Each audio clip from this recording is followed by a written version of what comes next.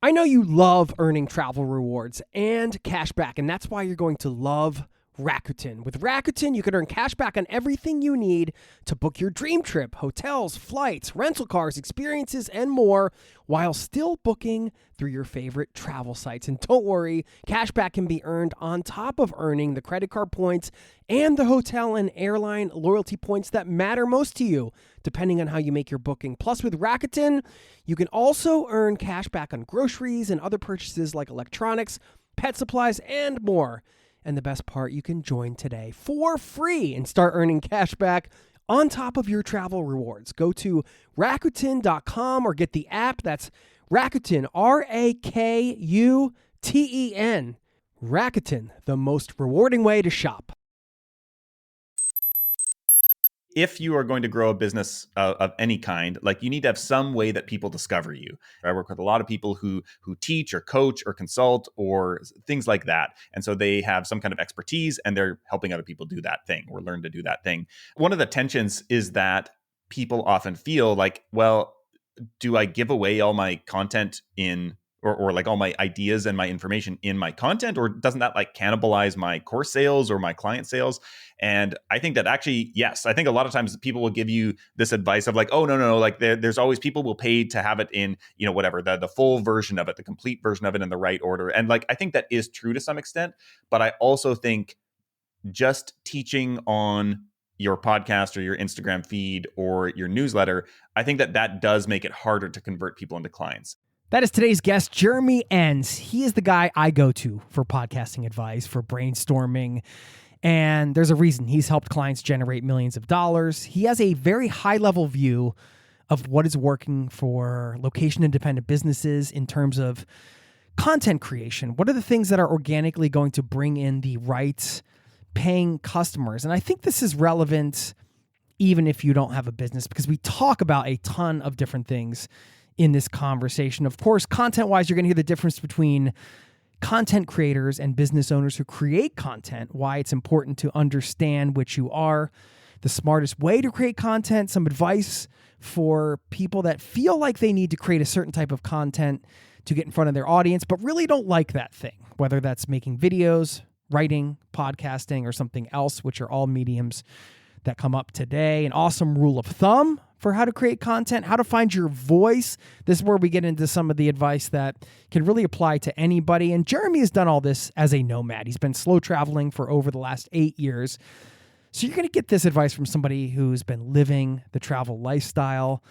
And you're going to hear about destinations he spent quality time in, including one area of the world he has spent 2 years. So you might want to get this area on your radar. Plenty of travel talk in this one and much more. Plus, part 2 of our road trip planning series. I'll share my top 3 outstanding overland trips, which you're going to use along with a simple exercise to begin brainstorming your own outstanding trip in the coming year. All of that and much more happening right now. So buckle up, strap in. Thanks for being here, and welcome to the Zero to Travel podcast, my friend.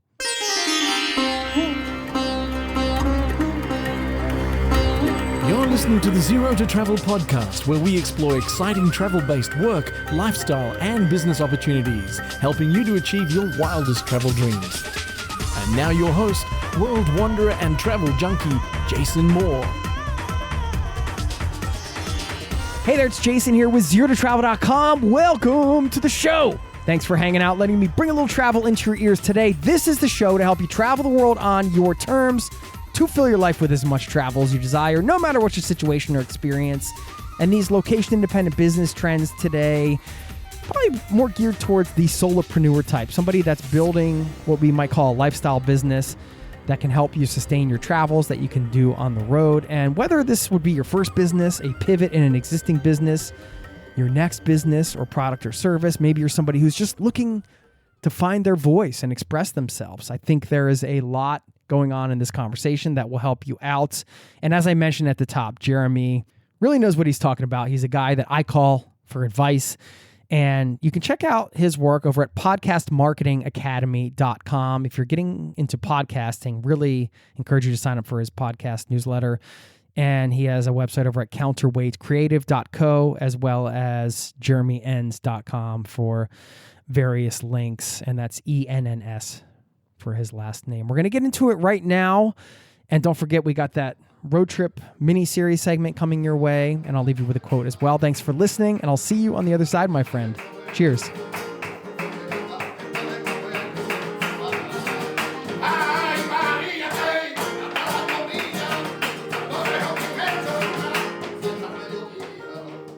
Jeremy Enns, welcome to the Zero to Travel podcast, my friend. It has been way too long, although we talk about once a month, so it hasn't been long for us, but it's been long since we've recorded something. So anyway, welcome back to the show, man.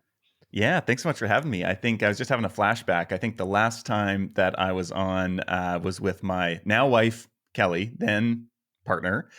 We were in Belgrade. It was probably, I don't know, about a year into COVID, something like that. And I remember the moment well. Yeah, nice. Well, I mean, we can link up to that. And yeah, we recorded a great episode with you and your now wife, as you mentioned. Congratulations, because I got to go to the wedding, which was an online wedding. At the wedding. Yeah, we're going to talk about that in a second. But okay. Just so you know, as the listener, this is all about you. And how could it not be? Because this is what Jeremy has been coaching people about in terms of content creation for a very long time. It's like, hey, we got to focus on giving the audience value. And so I'm like, this is a no-brainer to have you back on, man, because I know you got a ton to share, because you are essentially helping, we can say, focusing on solopreneurs, using business. And in this case, I could say to make travel or maybe a certain lifestyle sustainable. You know, I think some of the things you're going to share today can apply to different size businesses as well. But it's just that idea of like leveraging content creation as a way to perhaps attract the right paying customers, as a way to align with your values, as a way to provide value to people, and in return, build a business around that. So that's kind of like the stuff we're covering. And, you know, I'm going to get off my soapbox in a minute.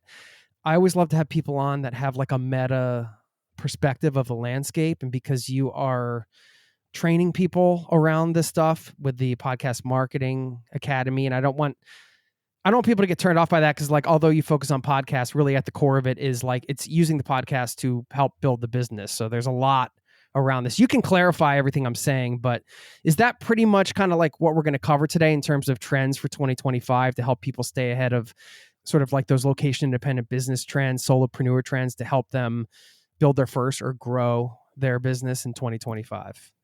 Yeah. And so to kind of add a little bit onto that. So yeah, I've been in the podcasting world for coming up on 10 years now. Actually, I think 2025 will be the 10-year anniversary. But I've always been a writer. So I have historically, I've hosted many podcasts. I currently have one right now, which actually weirdly is, well, I kind of have two right now. One's in between seasons, and that's like a traditional audio podcast. The other one is, I don't know if I should even call it a podcast or it's a YouTube channel, but it's going to be a podcast, but right now it's only available on YouTube. And then I have written, I don't know, hundreds of newsletters and blog posts over the past 10 years. And so I've kind of been involved with kind of all kind of modes of content creation, and really identify first and foremost as a writer. I've been on, all the social media platforms. Right now, I've actually kind of pulled back from all the social media platforms and have had a lot more success in the business. And we can get into why that might be and if and how that might work for you. But then also this year for me, I've essentially built two successful businesses to some extent. The first one was a podcast production agency. And then as that kind of like the podcasting ecosystem progressed, that was really easy to get clients at the start. There's all kinds of things that I didn't really set that business up for long-term success. Then we can maybe get into that if that's interesting. But over time, it kind of morphed into the teaching, consulting, coaching side of things, which is now the main business and is kind of eclipsed the agency. Is basically we've got a few clients left. But there's two different business models, and I think both are kind of interesting, looking at like how one got me started in my location independent career. The other one kind of took over after that. But I guess maybe it's safe to say that I've like done all the things kind of, and obviously a lot of there's personal preferences here, but would love to chat about some of the things that I've seen both for myself and for my clients. And probably you've got some things that you can share on those fronts as well.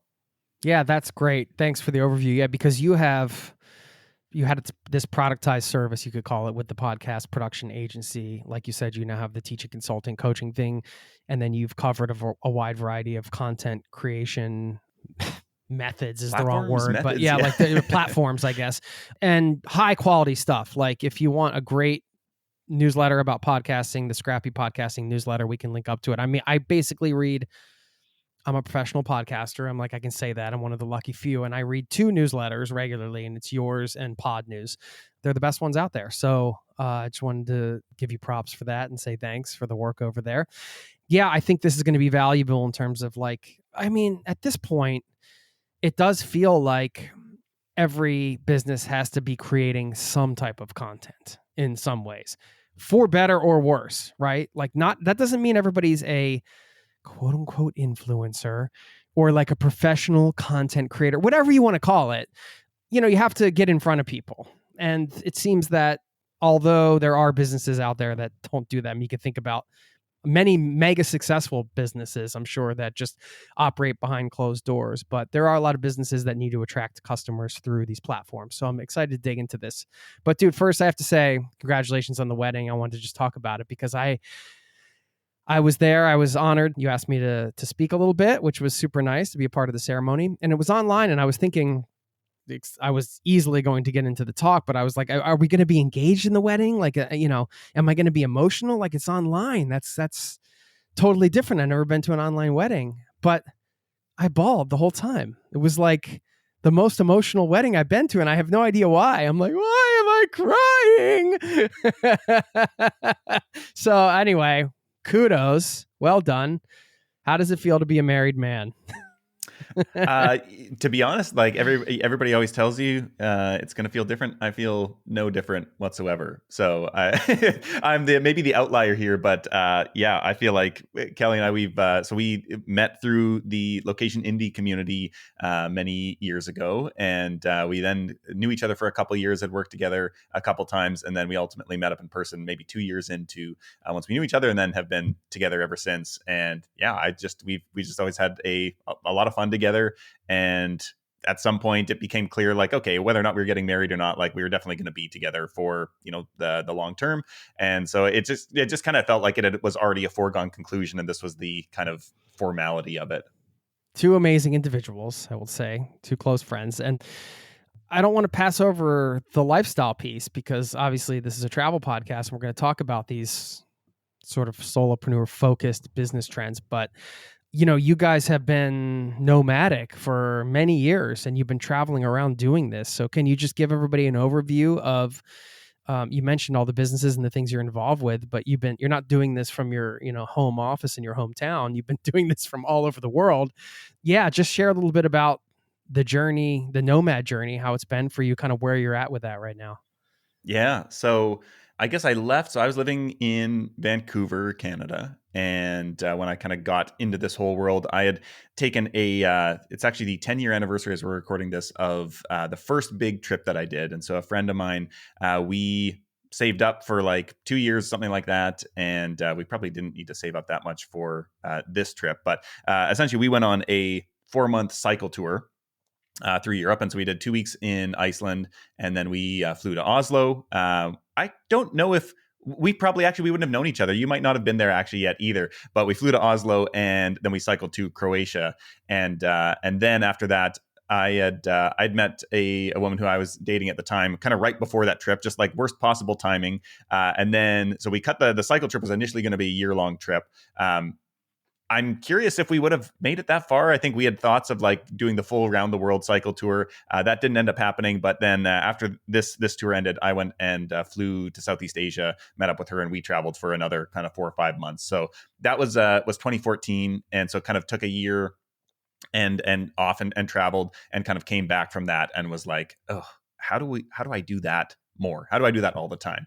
And at the time, 2014, there wasn't really a lot of content out there, as you're very well aware, as that's kind of around the time, kind of 2015, that Location Indie was hatched and the Paradise Pack was going on back then. And there was all these kind of things that you and Travis were creating that I kind of somehow discovered the world of both podcasting and location independence as it was like very new on the scene, and kind of quickly started going down that rabbit hole. That was maybe 2015, 16, something like that. But essentially, I had a background in audio engineering, and I think it was after a conversation with you, kind of talking about podcast editing and stuff like that. And I was like, it took me a while, and I was like, wait, I guess I could do that. I didn't think I had the skills that would translate into a location independent job. I always thought like, okay, audio engineering needs a studio and like all the gear and all the stuff.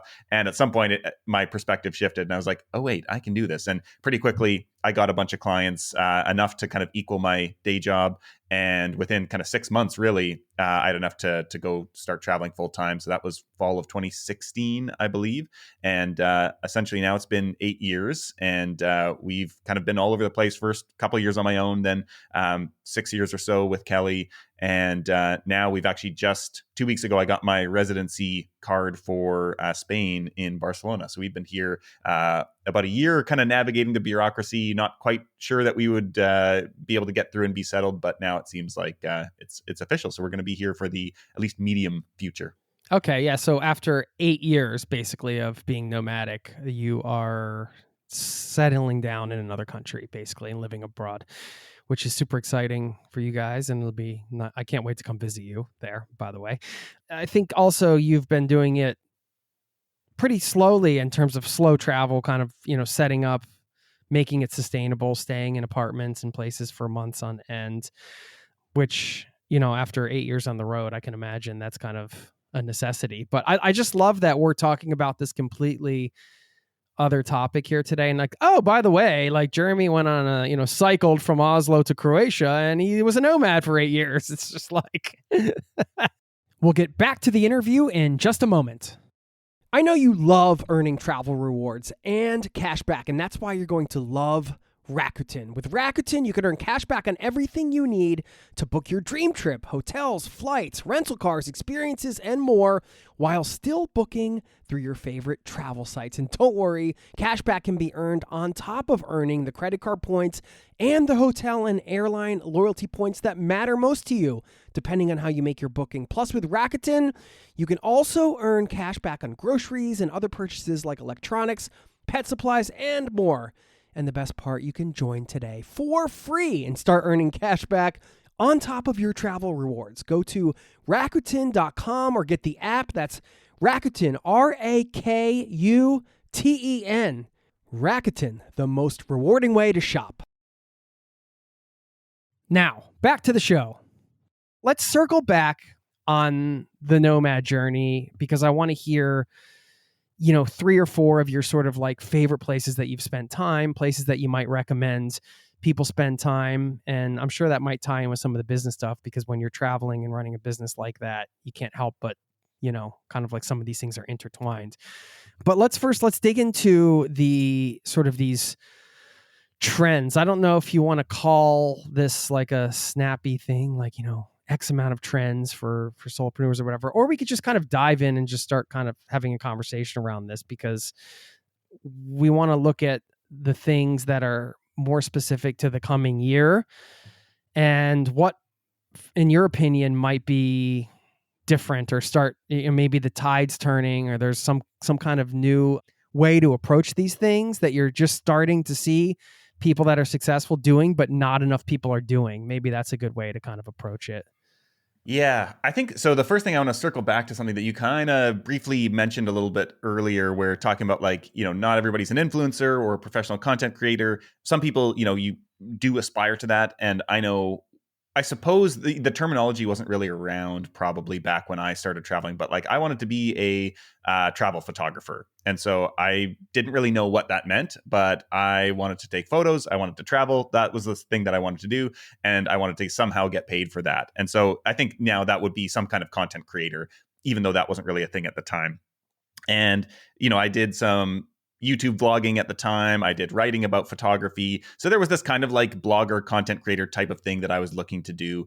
And I think it's worth distinguishing like that whole type of business model has really taken off, the kind of like professional content creator side of things.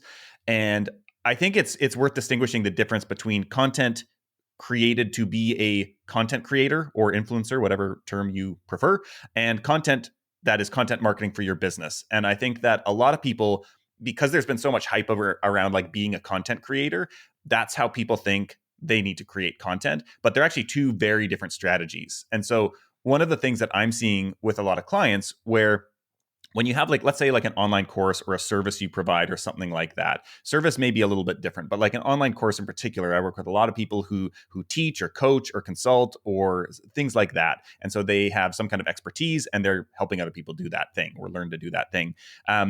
One of the tensions is that people often feel like, well, do I give away all my content in or like all my ideas and my information in my content, or doesn't that like cannibalize my course sales or my client sales?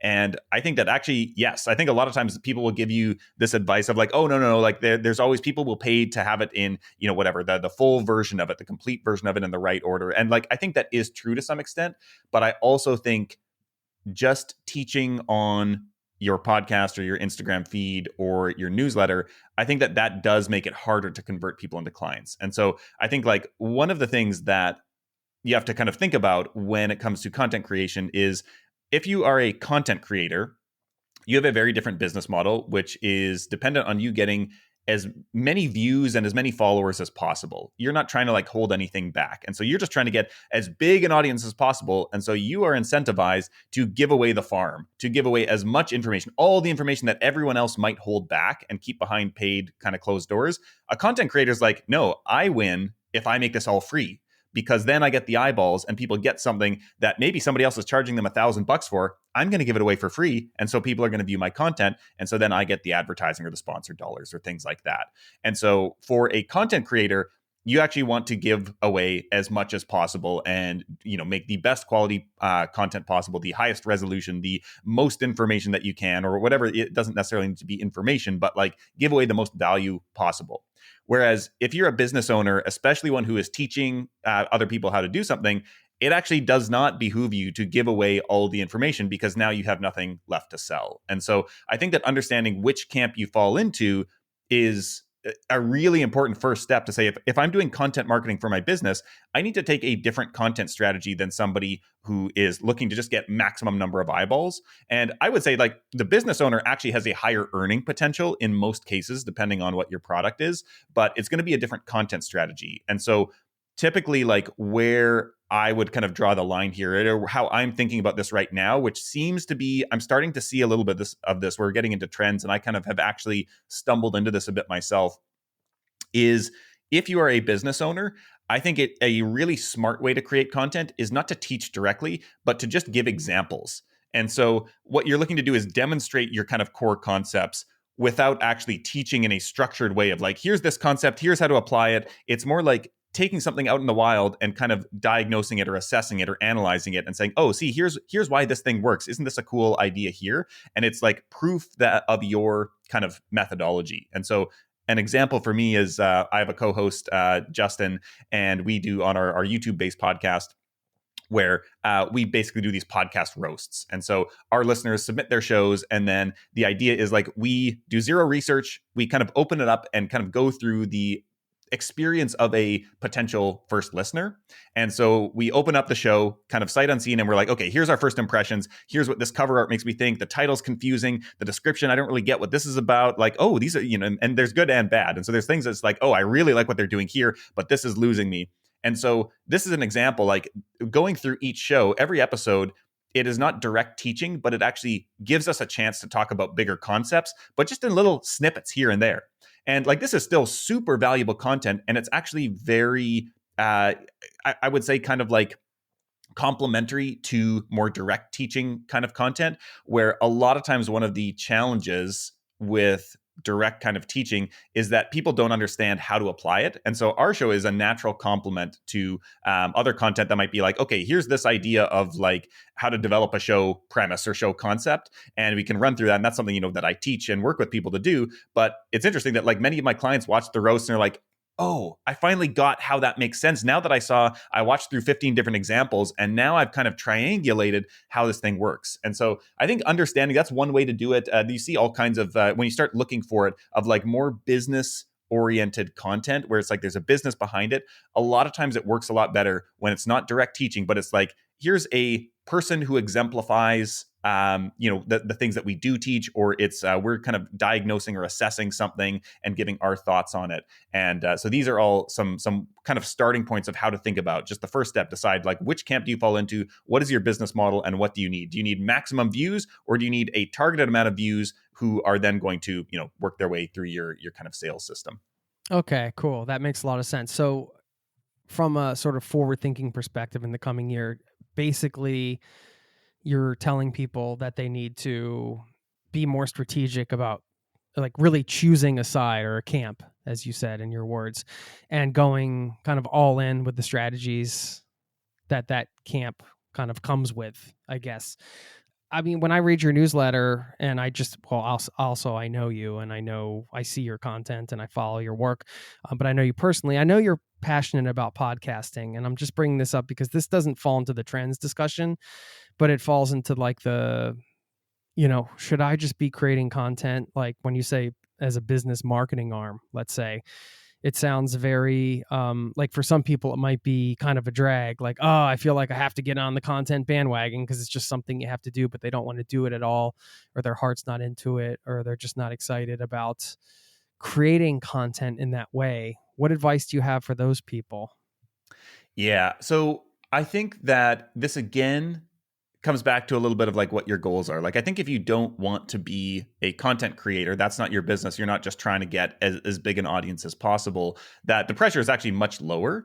And the other way that I think about this is like, this is why I've spent lots of time on social media, on Twitter and LinkedIn, and did Instagram for a while, had a Facebook group a long time ago. Like I've been on, all the platforms, haven't done TikTok yet. Maybe that will come, but I've actually been pulling away from that. And the part of the reason is I think the same thing that keeps a lot of people from being excited about social media is it just feels like you're just throwing away time and effort, where it's like you're creating this post that is going to be published, and even if it does well, it's not going to be like a lasting piece of work or anything like that. And so what gets me excited, and I kind of have an internal rule for myself, is like I don't create things generally anymore that are not going to be useful a year from now. And so part of my selection process for the things I write about or the content I create is like, is this going to be something that I can reference in the future that adds to my body of work, that makes everything more valuable? And I think that when you approach it that way, it lowers the pressure on needing to create volume, and it kind of increases your motivation to create something that is going to be, substantial and that you can point people back to in the long term. And so one of the ways that as a business owner that I think about this, if you're doing content marketing for your business, is really thinking about targeted people. And so a lot of times, like some of the clients that I work with, like they have pretty high ticket clients. They don't need a lot of people to sign up to work with them for their business to be, functional and High successful. ticket meaning they spend a lot of money or they charge a lot of money for a course or a I would like at least probably at least $1,000, sometimes tens of thousands of dollars. And Okay. This is not every business, but I often recommend to them like, you should be creating podcast episodes or blog posts like with one person in mind. And so like there's somebody who maybe you had a sales conversation with that person and they're like, okay, yeah, this sounds really good. Like we're going to come back to you on this. It's like, okay, what does that person need to hear right now that would get them excited to sign up? Like, let's create a podcast episode around that topic. And so maybe, they have some hold up. There's some kind of seed of doubt in their mind. It's like, how do we overcome that? Like, let's create that piece of content. And I bet we're going to encounter this situation again, where now we've got that content that next time we have a sales call with somebody, we can say, hey, actually, and check out this podcast episode. I think this is going to be really helpful for where you're at. And so thinking about like current problems that you might be having at some point aspect of your marketing and or kind of like sales, but also thinking about like what's going to come up again in the future that now I've got a resource for that. And so I like to think about it as like building out your kind of like business marketing sales toolkit, kind of where like you've got all these things that you can prescribe to people who you're talking with. And so next time somebody comes to you and, let's take your example. Somebody's looking like, okay, I really want to travel, but I'm having a hard time getting started here, and I don't know what skills I have. And it's like, oh, well, you should listen to this episode with so-and-so, where they talk through how they did an audit of their skills, and they were able to, identify like, oh, these are going to be the most likely that I can actually take this and build a business around it and start traveling. And it's like you put the work in at one point that now you have this resource that you can always refer people back to in the future. And I think that for me, that's the hugely motivating side of things for getting excited about creating content, where I'm like, hey, every day that I create something or every week that I create something, my overall body of work is getting more valuable rather than just like spending hours creating a post that then gets, sucked in by LinkedIn or Twitter or wherever and never seen again. Yeah. For podcasts specifically, it's nice when people discover an episode and it engages them, and then they can look back in the feed and they can see, oh, well, there's all these other episodes that are addressing things that they're interested in. And that's bringing people in, allowing them to stick around. And like you said, you can only do that by creating high quality content in that way. I mean, you can almost call it like, when you were chatting about that, I was thinking it's like FAQ content. It's like frequently asked questions and then answering objections, essentially. Like, what are the big pain points and how can we address them in a piece of content? I love that. I know you're not like totally poo-pooing. Yes, I use the word poo-pooing social media, but since you brought it up, as we go into the coming year, I mean, do you think that people should have some kind of social media strategy, or it's not? I mean, again, these are very overarching and very individual to each person, but social media in general, like let's say the person listening right now, they're kind of like, they're going to hear this podcast, they're going to get inspired, they're going to be like, all right, cool, I'm changing my content strategy, I'm going into the new year. Jeremy kind of mentioned these things, I'm going to jump into this camp, we're going to talk about more stuff as this episode goes on. All right, social media, should I ignore it? Should I dive into it? Yeah. I think it's a personal decision. I think that you need to have, like, if you are going to grow a business of any kind, like, you need to have some way that people discover you. And so social media is obviously one of those ways that there are algorithms that, like, a large amount of people could potentially discover you. That said, I think if you are going to rely on social media, you need to understand, like, what you're signing up for. And it's like, you don't necessarily get to create what you want to create. You have to create what the algorithm is going to reward. And so this is something, it's like, if you want to play that game, that's fine. And there's nothing wrong with that. And like, I've certainly done that for times and it's been beneficial, and it can also be exhausting. And so I tend to go in waves where I'll like get myself around and be like, okay, I have a vision for like how I can do this in a way that aligns with what the algorithm wants and also aligns with what I feel like creating right now. But I know there's other times when I'm just like, I have no energy to create this stuff. I just can't do it. And so I'm like, okay, I'm just not doing social media for now. And I'm going to look at some other kind of exposure channels, and maybe doing, podcast guesting like this, or collaborations with other creators where we're doing kind of like newsletter swaps and shout outs and things like that. And there's times I've done paid advertising as well, and I'm looking to do more of that in the next year as well. And so like, those are things where it's like, oh, sometimes I have like a bit of budget that I can put to that, and I'm going to say, hey, let's experiment with this and see if I can make this work. And other times it's like, okay, I don't have the budget right now, let's look at something else. And so I think understanding you need some way to for people to discover you is important. Social media is one way to do that, but you need to like play within the bounds. And I think the other thing that social media kind of opens the door to this here is like, social media and any content is much easier to attract people to when you have a kind of overarching premise to your work. And so I think a lot of times people talk about your niche, which is much more like audience and topic focused. And I think a premise, or a, like in podcasting terms, I'll call it like the show concept a lot of times, is the unique way in which you explore that topic. And so there's this show, I just discovered it yesterday, actually. It's called Good One. And so it's a podcast about jokes, essentially, in comedy. And so there are many podcasts about comedy. And we can think about even like Netflix shows like Comedians in Cars Getting Coffee, things like that. There's been this kind of whole wave of shows talking to comedians, not necessarily comedians just doing their sets, but they're just like conversations with comedians and exploring the more theoretical almost world of comedy. And so Good One is a show about comedy, which is not necessarily interesting. Even if they get great guests on, it's hard to get somebody into that show, because I can hear Jerry Seinfeld be interviewed anywhere. Why would I hear him interviewed on this show? And so like, there still isn't a great hook to it. And so the premise of the show, what they added on, is that essentially in every episode, they invite a comedian on and they break down one joke. And so they work through the bit, and then they dissect it and analyze it. And now, like, that's a great hook. This is a great premise that goes beyond just a podcast about comedy. It's a podcast that explores comedy in a very specific way by looking at one joke and then dissecting it and breaking it apart and saying, like, okay, here's how I decided on this intro, and here's all these things I tried that didn't work before this, and here's actually why I think this joke works, and here's this. So you get into all this much bigger conversation about comedy and life in general. Yeah. And it's the interesting thing is, like, the host, I suspect, so it's a podcast that's currently on I think Vulture is the publication that publishes it. Although my sense in listening through the back catalog is it's actually been a part of different kind of organizations, and it may have just been started by the host on his own. He seems like more of a writer. Like, he's a bit stumbly in his speaking and isn't like the world's greatest podcast host. But the fact that the premise is so great, that doesn't matter as much. And I think on a strict interview show, and so we're going deep into podcasting right here because it's what I see a lot.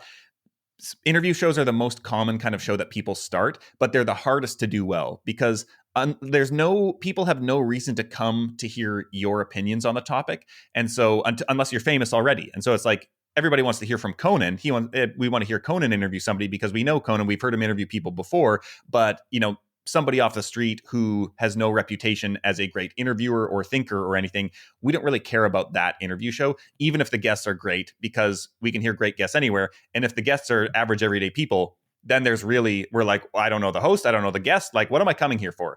And that's where the premise comes in, where it can be regardless of who the host is, regardless of who the guests are. It's like there's still this hook that is like, oh, I don't care who we're talking to. If I want to hear like a joke get broken down, it's like, yeah, that's interesting to me if I'm interested in comedy in general or storytelling or writing or things like that. And so I think for social media, you see a lot of people who will have a more defined premise around the types of things they post on social media. It all falls in this kind of like framework of or a way of exploring their topic that is unique to them. And it also exists in podcasting and newsletters and YouTube channels. And I think that this is a hugely accelerating trend in content as a whole, where it's just becoming a necessity that just having a topic or a niche is not really enough anymore. We'll get back to the interview in just a moment. Now, back to the show. I was just having PTSD from my beginning my podcast and thinking all of those things you said was where my massive imposter syndrome was coming from.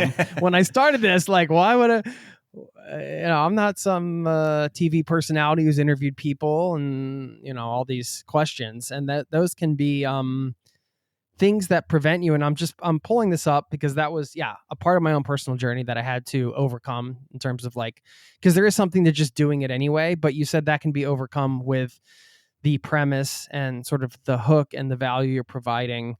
And that was always the intention here with this show, because when it started, not to get too meta and dissect this podcast, but there was no business idea around it. There was no like, I'm going to turn this podcast into like my full-time job. It was just like, oh, I want to share all of the stories that I heard traveling and all the different ways people can travel. Some personal experience stuff's just going to naturally come out, but why don't I talk to all these people that have had all these crazy experiences? Because I'd love to hear them, and what a privilege it is to share them. And this is the stuff that I wish I knew when I was starting out. So I'm like a scratch your own itch kind of entrepreneur. I'm like, oh, I want to create the thing that I wish I had when I was $20,000 in debt and didn't know how to see I just wanted to see the world, but it just felt like some faraway dream that could never actually happen. Let me talk to people who've done it and give that to people. That is empowering, because you don't have to be, like you said, Conan O'Brien or whoever. And, I was mentioning this recently because, we don't think about like music as content creation or whatever, but there's this kind of same principle applies. I remember reading, this always stuck with me because did I read or listen to? I guess I listened to Bruce Springsteen's autobiography, Born to Run. And I remember he had a part where he was talking about he didn't feel he had a good voice. And, I think what he meant by that, he's Bruce Springsteen, so I think he's got a pretty great voice. But, for him, I think what he meant is like, he doesn't have range like Celine Dion or somebody. Like, he's not like a trained vocalist who can hit like all these crazy notes. And so his way to make up for that, he's like, well, then I just have to write like the best lyrics out there. I have to write like the best story. I have to create the best characters. I have to it has to be so good that it overcomes my voice limitations, essentially. And that's kind of what you're saying in a way. Yeah. I wrote a newsletter about this a little while ago where I had kind of come up with all these examples, and I was a little bit curious about this, but you hear the same story again and again and again and again with so many like world-class performers and creators and, whatever, artists, where so much of what makes their work distinctive and unique is them compensating for some perceived lack. And so it exists in sports, it exists in artistry. One of the ones that I came up with and discovered is that Lionel Messi, he basically had this growth hormone imbalance as a kid, which stunted his growth. And so he knew he had to develop like ball skills unlike anybody else, because he was like the smaller, like he couldn't compete on size. And so he became this like phenomenal kind of ball control soccer player. And it just like shows up again and again. You hear these stories. And I think that that's something that we often we want to like be like other people. We have our idol who are like, oh, I want to be like that, so I'm going to work on the skills to try and be like that, when often like we can't. Like that person, somebody has something that's like spiky about them that is like, there's not going to be another Mariah Carey. Like nobody's going to sing like Mariah Carey. And I bring this up because like Kelly just loves Mariah Carey and is like idolizes her. And she had this and she was an opera singer, so she knows what she's talking about. Yeah.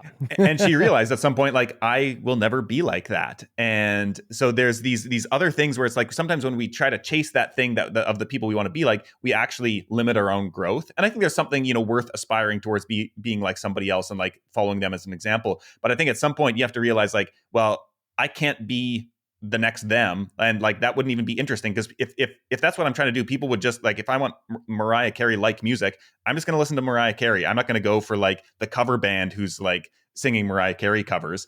And so I think that it's like looking at some point for like, okay, what are the things that either I feel like I have to compensate for, or are some of my weaknesses that I'm working around? And what if I actually emphasized those and made that a bigger part of my work and like really drew attention to them in some way, or really doubled down on those? And I think that that's often a really interesting way to develop more distinctive work. I think Claude Monet was another one where he actually had some kind of eyesight issue that led to all of his impressionistic work. And there's like just examples throughout history of these things that of people who create something original and distinctive is actually because they couldn't do it like the right way. It's a very important point. Thank you for sharing this, because I think that, we're not saying this is a trend. This is like an all-time trend, right?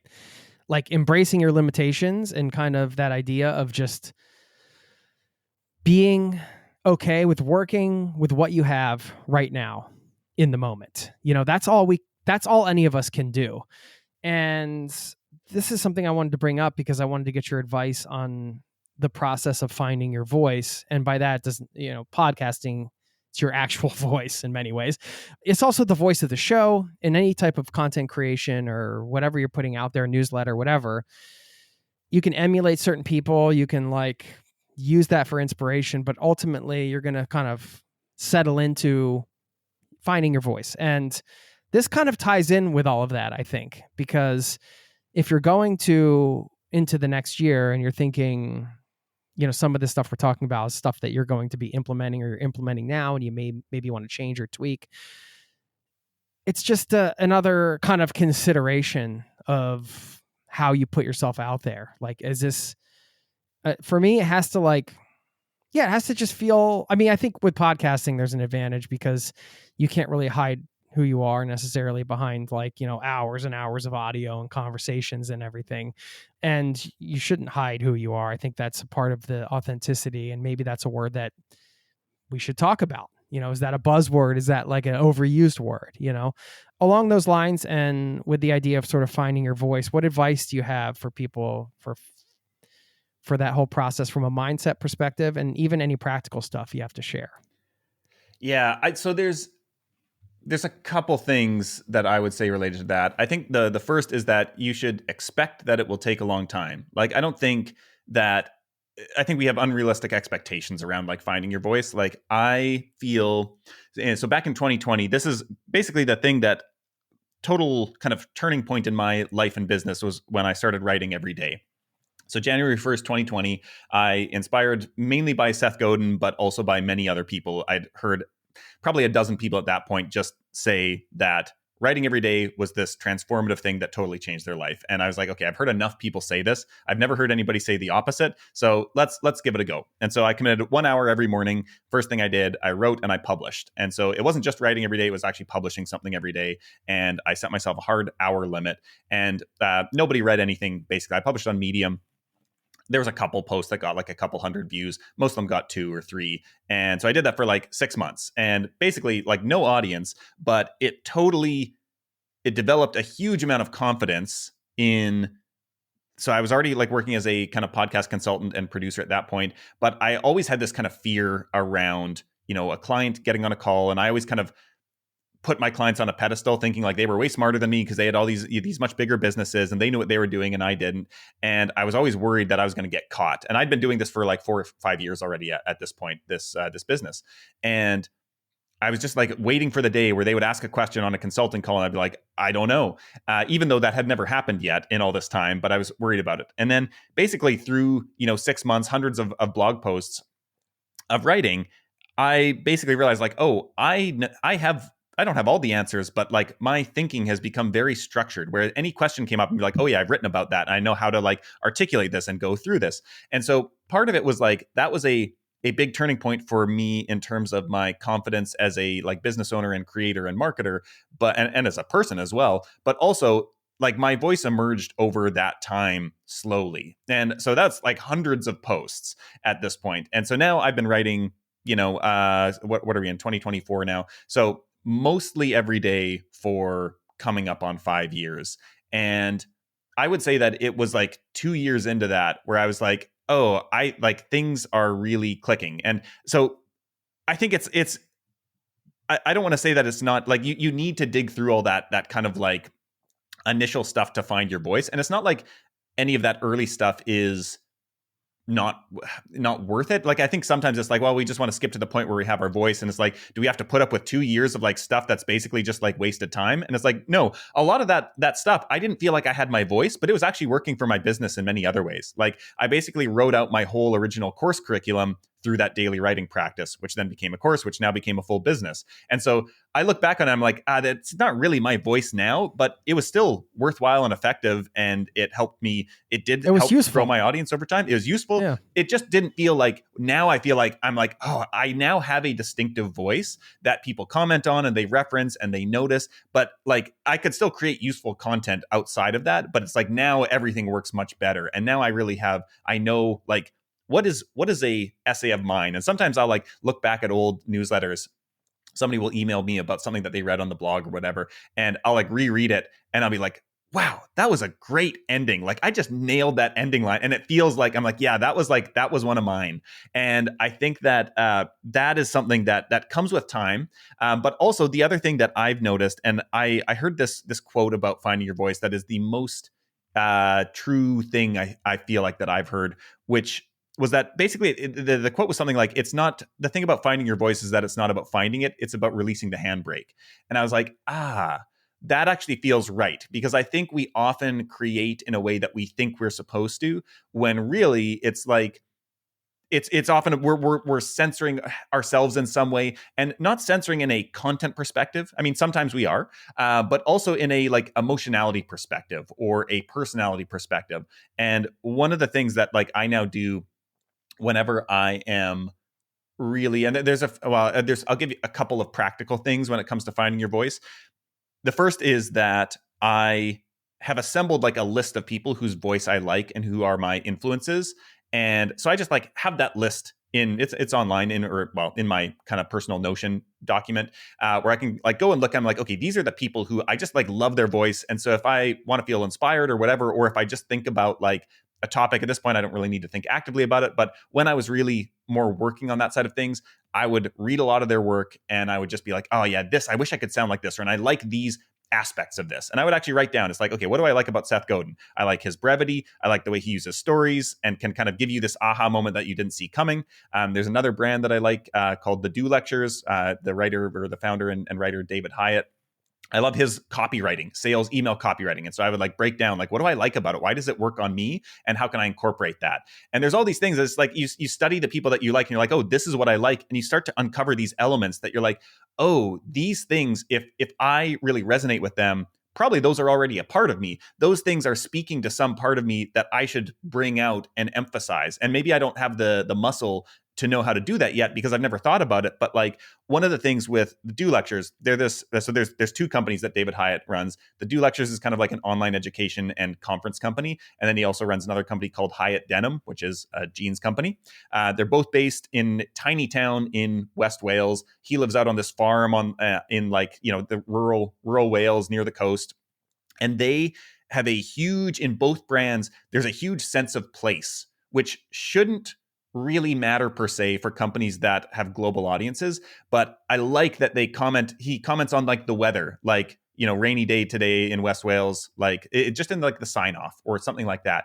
And I was always like, oh, I really like that because that's something that I have this, unsurprisingly being somebody who's traveled a lot and who like has this yearning for, exploring the world. Like I was always like, yeah, that's a part of me. And so I started working that more into my content and like feeling like, oh, a sense of place is kind of like it doesn't make sense for podcasting related, but it's something distinctive. It makes you go like, huh, interesting. But like, what is that when I share those types of things? And then people will comment and like, oh, so you're in Barcelona. Yeah. And they'll comment on different things of like, oh, I heard you were saying like the weather's like this or whatever. Or like, and I just like put those things in because I've noticed that I resonated. It made me like the brand more because it had it. And I thought, oh, that means that that's a part of me. And so I think the first thing is just like noticing.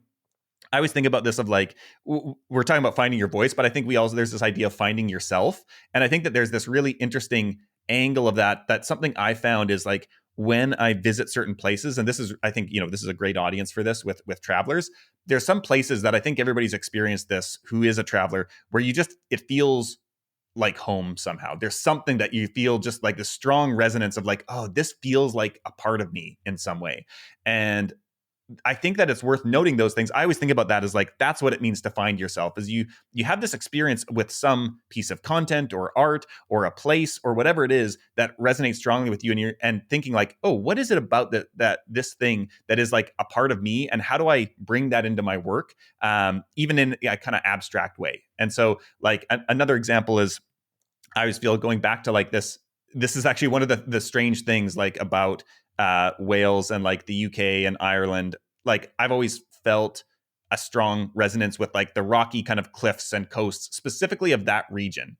And it's not like I kind of felt that a little bit with like where I was from in Vancouver and BC, but it's way more. It's like a UK Ireland type thing, strangely, where I just like there's something about it that just like fills me up.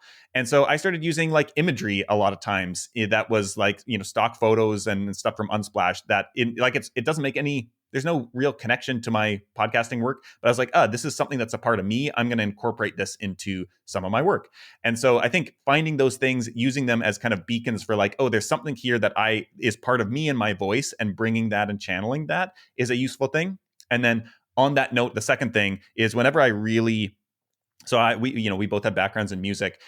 For me, the other kind of part of this with music in particular, like I always feel like my biggest dream was to become a rock star. And like, that's still like the thing that if I think about creatively, the thing that would be most fulfilling, it would be like playing in front of audiences every night, basically. And doing the whole like touring the world. No, it's not like maybe the easiest lifestyle as you move into your 30s and 40s and beyond, but it's like that was the dream always. And so there's always like these songs where I just felt like, oh, this feels like it's saying the thing that I wish I could say, but I could never write that lyric or write that song. And so I have a playlist of all the stuff that feels like just like speaks to the core of me. And it's like I put on that playlist every time I'm like writing something that I really like want to channel what I see as my voice. And so looking at some of these things and like having these external things that you can refer to and say, oh, this feels like my voice. How do I bring that into my work? And so that's what's worked for me and might be worth trying for other people as well. Wow. Tons of great advice in there. And I think also the practical stuff you mentioned of just pulling that out of the idea of, diving in and committing to like a daily practice around something that you're kind of searching for your format or your voice or whatever you want to call it. And then using the various, and you could almost call it like your virtual vision board, like the playlist or the artists, the writers, the people that inspire you, and kind of like feeding that into your brain.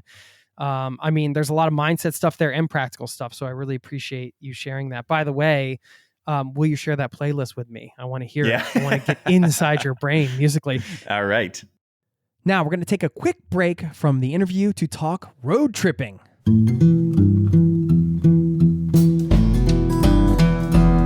Now, our friends at Defender love a great road trip, and I want to thank them for supporting this special 5-part series. It's our road trip planning guide mini-series. It's packed with road trip inspiration and advice.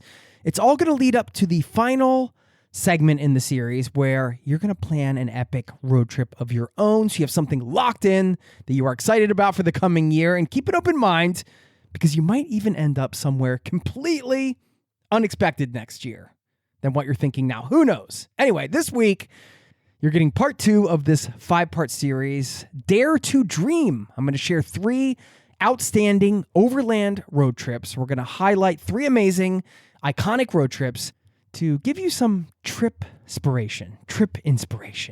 You see what I did there. Anyway, pay attention, because I put these in a particular order for a reason. And I'm going to share at the end of this short segment why they're in this order, because I want you to do the same thing when you're done listening. Again, this is part of working up to that final segment where you're going to plan your own iconic road trip, whatever that means to you. Speaking of iconic, speaking of adventure, I do want to say a massive thank you to the icon of adventure, Defender, for supporting this special mini-series. Defender is truly the ultimate road trip vehicle for many reasons, including its durability, its cargo capacity, and the fact that it's tested to the extreme. Defender's family of vehicles include the 90, 110, or 130, which has 8 seats. Defender is an icon of adventure with a tough, rigid body design. It has been reimagined for a new generation of explorers. That is you. Design your Defender at LandRoverUSA.com. Okay, we're diving in.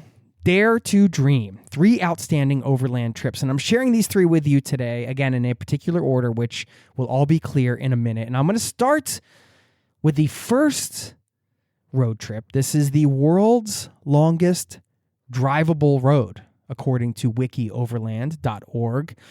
And that is the Pan American Highway. It's around 30,000 kilometers, 19,000 miles in total length.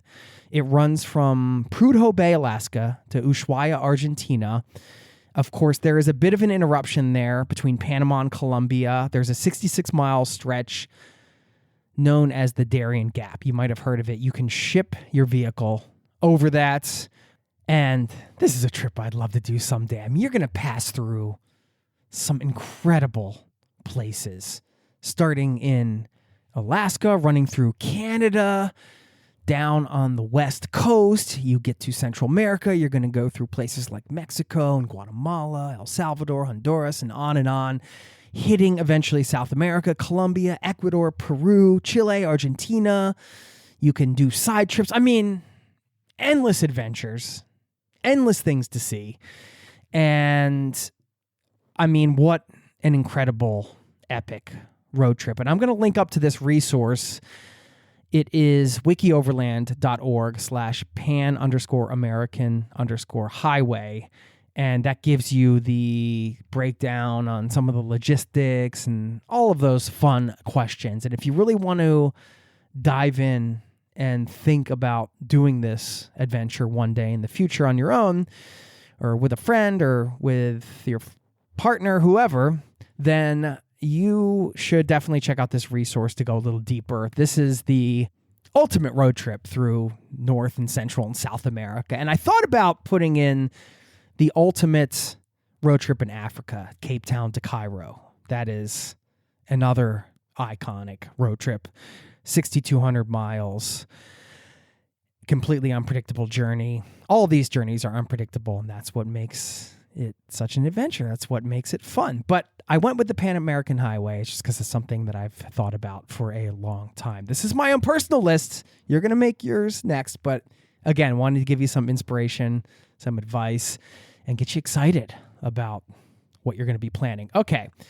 The second one I'm going to share, when you think about the USA, what do you think about in terms of road trips?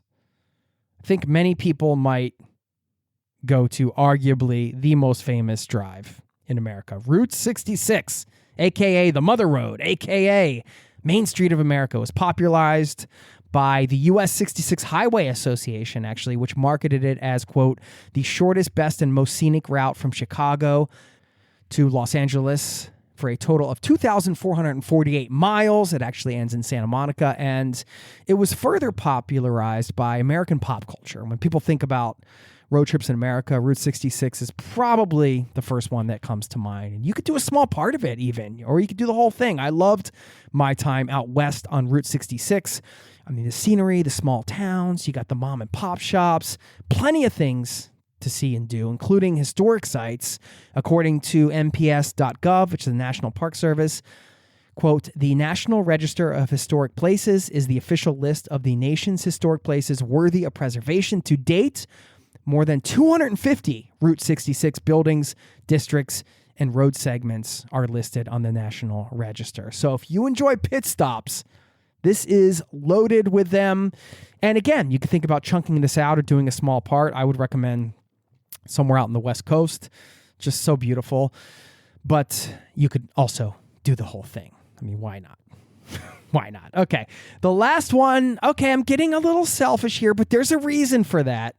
So you can stick around again as I close this out, and let me tell you why, because I'm going to have you do this same exercise and list out 3 road trips in a minute. Nordkap. The Nordkap is the northernmost point of continental Europe that can be reached by a vehicle. And I live in Norway. I live in Oslo, Norway. So for me, this is maybe perhaps more doable than for you. It's just under 2,000 kilometers on one route from here, about 25 hours driving.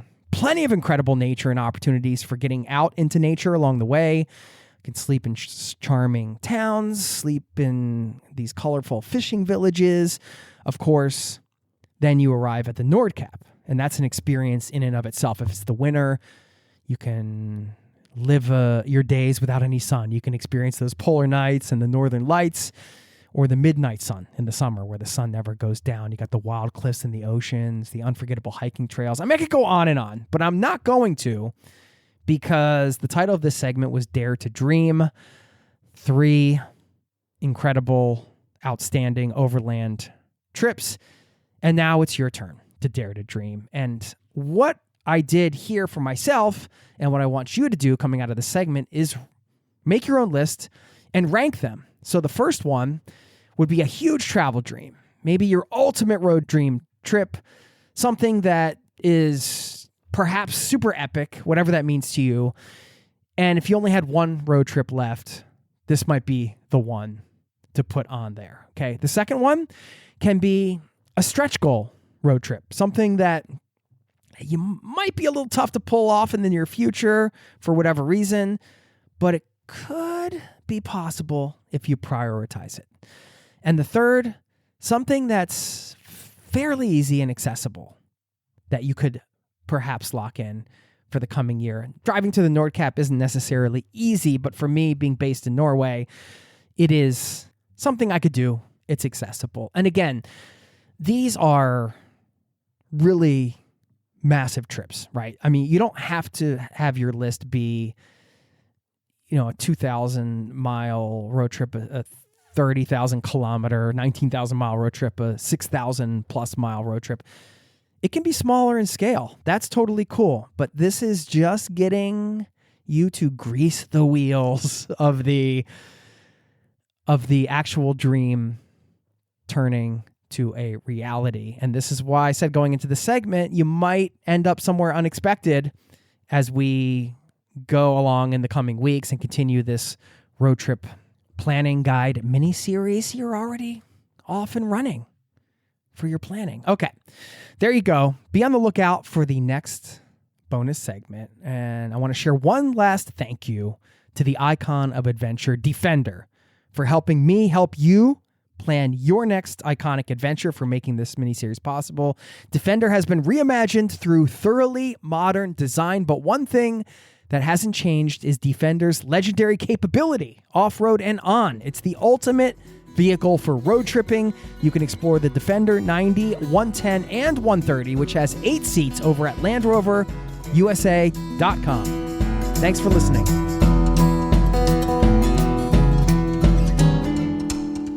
This is a little tangent, but we're allowed to do that because this is the Zero to Travel podcast. We're allowed to talk about travel.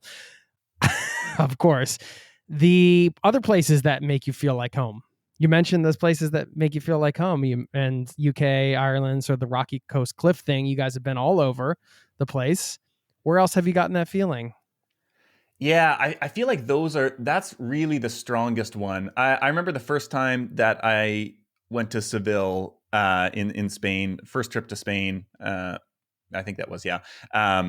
I just like immediately felt like, oh, I could live here. And the funny thing is I've been back now at least another time or twice and didn't feel that anymore. The interesting thing is like, I feel like a lot of times the first time that I've been to a place has been this like, ooh, this place is perfect, or I could be here. And you realize like, as we've slowed down our travel, some places you realize, oh, that feeling lasts for a week. There's about a week of interesting in this place, which is great.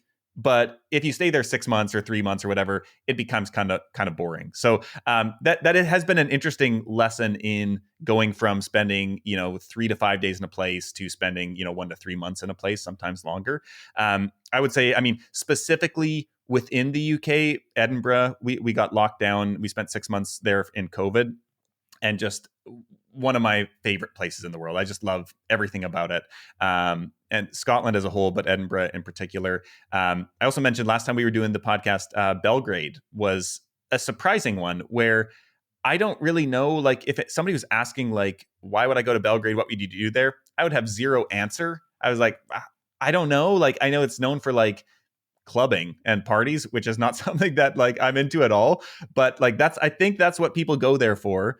But I just loved it. There was a vibe. There was something about it that we just like had such a great time there that I have really, really fond memories and just kind of constantly want to go back to. I also feel Prague. I feel a lot of that for. And where else am I thinking of here? I feel like the Balkans in general, in a weird way. Like we've probably spent a cumulative 2 years in the Balkans, only ever for like 3 to 6 months at a time. But there's something about it that I just love. The culture is like, not like something we're familiar to. And obviously like we don't speak any of the languages there in any of the countries that we've been to. And so you're not really building local community, but there's something just really unpretentious that I really like. It just feels like, I don't know, you just like get an honest view of the place that isn't always true in some other places. And so, yeah, I really love those parts of the world as well. I love that about your nomad journey. It feels like you guys just kind of almost, I don't know if you chose all these places on a whim, but it's like, it's not like you're going to these digital nomad hotspots where it's just all sort of expat digital nomads or, trying to sort of figure this stuff. I mean, you just seem like you've gone to a lot of places just for the sheer curiosity of, let's see what this is like. Okay, this is affordable. I mean, how did you choose the places to spend quality time in? You have any advice around that for the current or budding nomads that are like, oh yeah, I like this slow travel idea. 8 years? I don't know, but Yep. Yeah, ours has been interesting because at least 3 of those 8 years have been bordering COVID in some way. And so in COVID, it was very much kind of driven by this, like, where could we go? And so we got locked down in Scotland when things and everything shut down initially. And then, so I'm Canadian, Kelly's American. Americans were not really, because of the way the pandemic was handled, we're not really welcome most places in the world.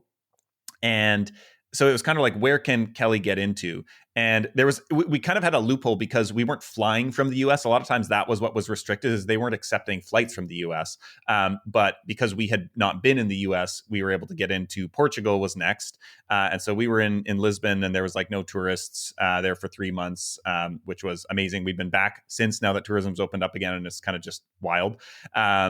And then after that, it was basically much of Europe was shut down to travel. And so then the Balkans were quite open. And so we headed there. And that was interesting because a lot of the culture in the Balkans was very like, kind of like COVID denial, like, oh, no, it's not a real thing. We don't have COVID here. It like doesn't exist, and like no masks, and like very much open. And so we kind of secluded ourselves quite a bit, but we could travel within those countries. And so that was kind of drove a lot of that. And I'd actually been, I traveled through the Balkans previously and loved it the first time, years before, and so was really happy to go back. And then we've actually been back again since that.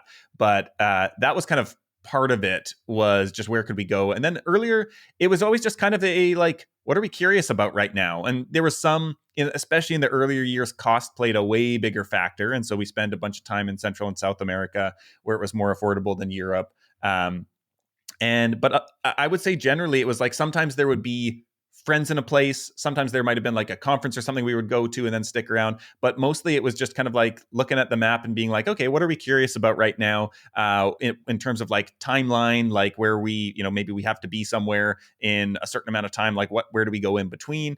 And then also very kind of like once you got to a place, a lot of times we'd only plan out like a month or two in the future. And so we'd know, okay, we're going to be here for, 2 months. And then after that, like what's kind of local around there? It doesn't necessarily mean neighboring countries, but within the region where we're not like flying across the ocean or, whatever, to kind of go from there. So yeah, I would say very kind of this mix of curiosity driven and then having some kind of anchor, either person or event or something. And then just pure logistical, who will let us in at this point. Yeah. This is one of those podcasts where COVID comes up more than other ones in a sense, because it's so much a part of people's travel journeys. Because a lot of guests have been, they were out traveling the world and they got, either stuck in places or had to go somewhere to find a place to stay. And that's just the nature of nomadic life. And that was an unpredictable time for sure.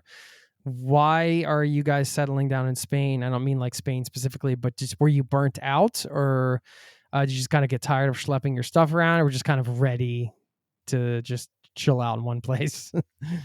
Yeah, probably a little bit of all of those. I had actually, before Kelly and I met up in person, I was had personally been like, okay, I think this is my last trip. And so I'd been traveling 2.5 years solo at that point, and it was just like feeling the lack of community and friends and things like that.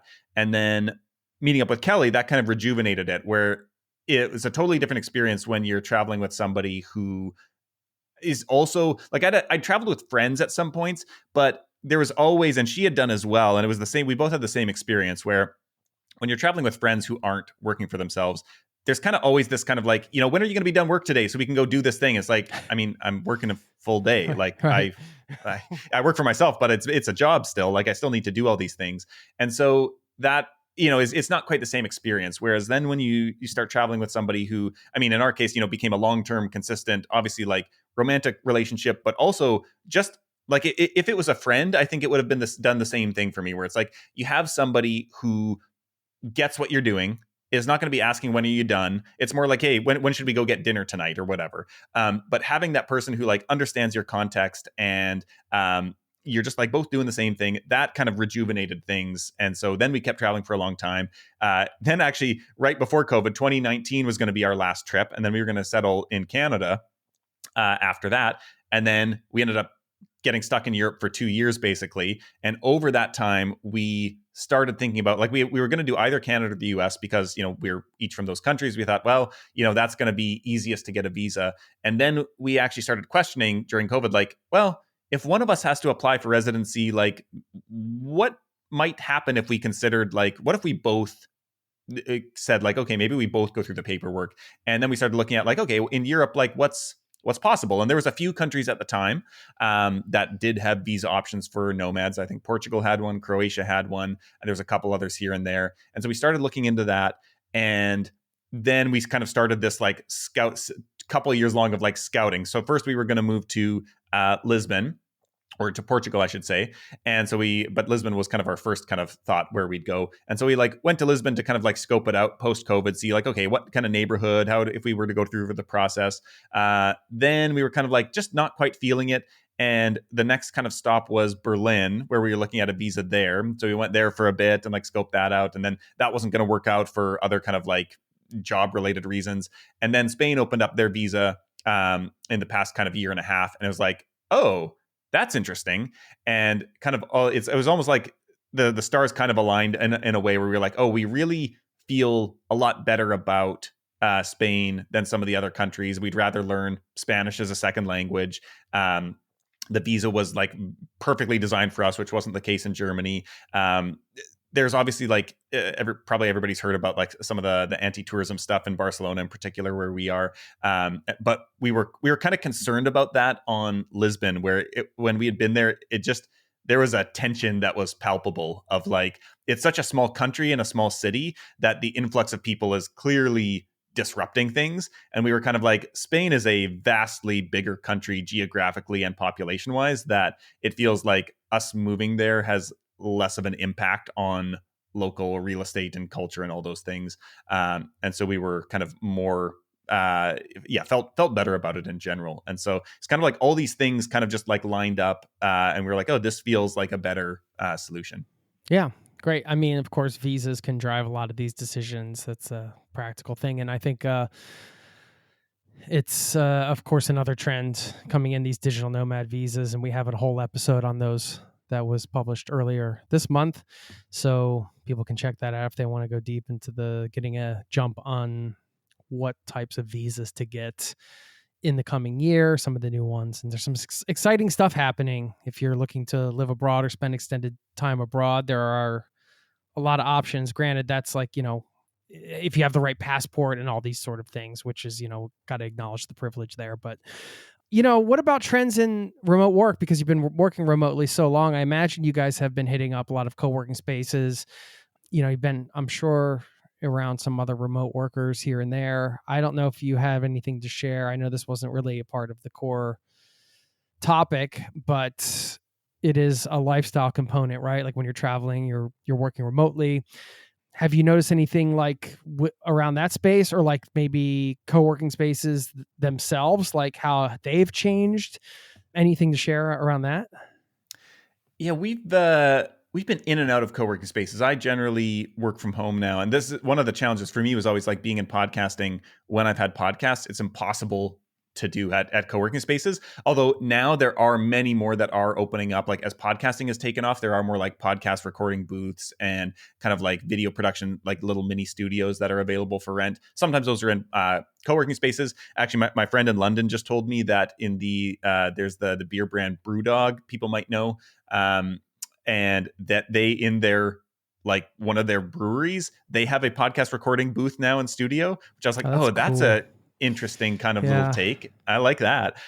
So more of those things are becoming available, which is interesting. And I would also just say co-working spaces in general have become way more prevalent. And like we really struggled in the early years to find stuff in a lot of places. And now, obviously it still depends on where you are, but in most kind of even small to mid-sized cities, there's going to be some options. So it's becoming easier. And then the other thing is like just noticing, I think part of this is just being based in a city like Barcelona, where people come to, like we have had, it's on a monthly basis. We have friends coming in who are spending, anywhere from like a week to a few weeks to a month. And they're like working, while they're here. And so it's very clear that remote work has become a way more kind of common practice.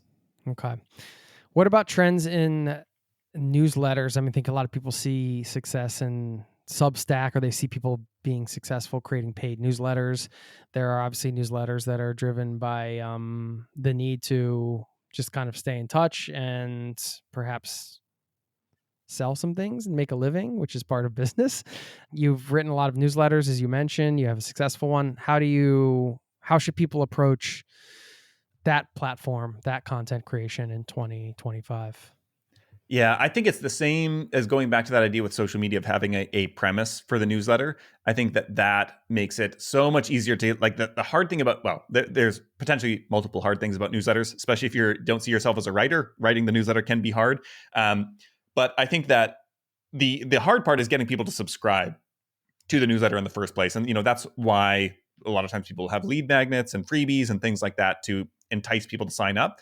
But I think there is this trend that's kind of started over the past 2-3 years and is still kind of accelerating, where the newsletter is presented as just a thing you want to get anyway.